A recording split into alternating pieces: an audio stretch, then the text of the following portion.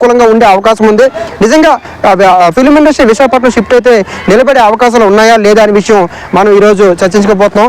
ఒకసారి మనం ప్రధానంగా గమనించినట్లయితే మాత్రం విశాఖపట్నానికి ప్రధానంగా ఇక్కడ మనం గమనించినట్లయితే మాత్రం సెంటర్ పాయింట్ అయినటువంటి అనకాపల్లి విశాఖపట్నానికి మెయిన్ సెంటర్ పాయింట్గా మనం చెప్పుకోవచ్చు. ఏదైతే మనకి విశాఖపట్నానికి, అదేవిధంగా పాడేరుకి, అదేవిధంగా మాడుగులకి, అశ్వాపురానికి, మొత్తం విశాఖపట్నానికి మొత్తం ఉమ్మడి అనకాపల్లి అదే విశాఖపట్నం జిల్లా ఉమ్మడి విశాఖ జిల్లాకి మొత్తం సెంటర్ పాయింట్గా మనం అనకాపల్లిగా మనం చెప్పుకోవచ్చు. అయితే ఒకసారి మనం గమనించేటైతే మాత్రం అనకాపల్లి మనం సెంటర్ పాయింట్ తీసుకోవడం జరిగింది. అనకాపల్లి నుంచి అశ్వాపురం, అదేవిధంగా పూర్మడక ఈ ప్రాంతాలు ఉన్నాయి. అంటే అనకాపల్లి నుంచి మనం కింది స్థాయి వరకు వెళ్ళినట్లయితే మాత్రం అశ్వాపురం ఇండస్ట్రీ ఏరియా ఉంది, అదేవిధంగా పూర్మడక సముద్రం ఉంది, బీచ్.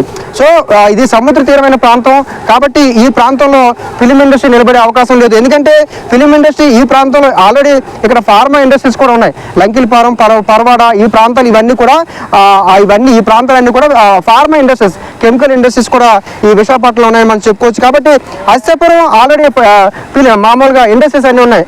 మన ఇంజనీరింగ్ సంబంధించిన అనేక ఇండస్ట్రీస్ విశాఖపట్నంలో అశ్వాపురంలో ప్రధానంగా ఉన్నాయని మనం చెప్పుకోవచ్చు. అదేవిధంగా మిగిలితే ఇంకొంచెం ముందుకెళ్తే మాత్రం పూర్మడక బీచ్ ఉంది కాబట్టి ఇక్కడ సముద్ర తీరం కాబట్టి ఇక్కడ ఏదైతే ఫిల్మ్ ఇండస్ట్రీకి అనువుగా ఉండే ప్రాంతం కాదని మనం చెప్పుకోవచ్చు. అదేవిధంగా ఇక్కడ నుంచి మనం గమనించినట్లయితే మాత్రం అనకాపల్లి నుంచి 23 కిలోమీటర్ల వరకే ఇక్కడ మనకి ప్లేస్ ఉంది. 23 కిలోమీటర్లు దాటిన తర్వాత ఖచ్చితంగా ఇక్కడ సముద్ర తీరం వస్తుంది కాబట్టి ఈ ప్రాంతంలో కొంచెం ఈ ఫిలిం ఇండస్ట్రీకి చాలా ఇబ్బంది ఉండే అవకాశం ఉంది. కాబట్టి ఈ ప్రాంతాన్ని ఖచ్చితంగా ఫిలిం ఇండస్ట్రీకి అనువైన ప్రాంతం కాదని కూడా మనం చెప్పుకోవచ్చు.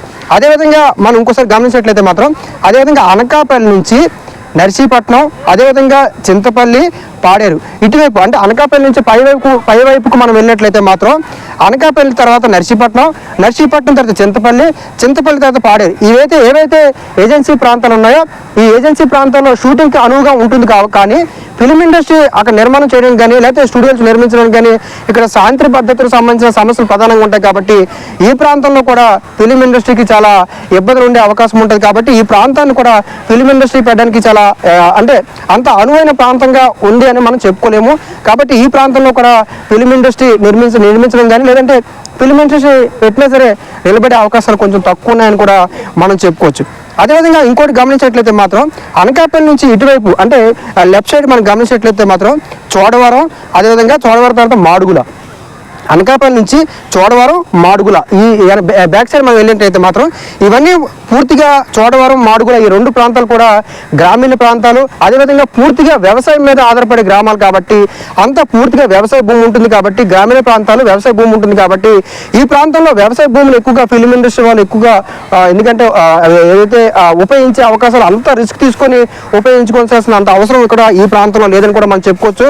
అదేవిధంగా ఈ ప్రాంతంలో ఎక్కువగా పాల రైతులు కావచ్చు, లేకపోతే డైరీ అంటే ఏదైతే పాల ఉత్పత్తులు కూడా ఇక్కడ ఈ ప్రాంతంలో ఎక్కువ ఉంటాయి. కాబట్టి వ్యవసాయ ప్రాంతాలు, గ్రామీణ ప్రాంతాలు కాబట్టి ఈ ప్రాంతంలో కూడా ఫిలిం ఇండస్ట్రీని షిఫ్ట్ చేయడానికి, అదేవిధంగా ఫిలిం ఇండస్ట్రీ నిలబెట్టడానికి ఇక్కడ ప్రయత్నాలు చేసే అవకాశాలు కూడా ఇక్కడ తక్కువ ఉన్నాయి. ప్రయత్నాలు అంటే ఫిలిం ఇండస్ట్రీకి ఈ ప్రాంతంలో పెట్టడానికి కూడా ప్రయత్నాలు చేసే అవకాశాలు చాలా తక్కువ ఉంటాయని మనం చెప్పుకోవచ్చు.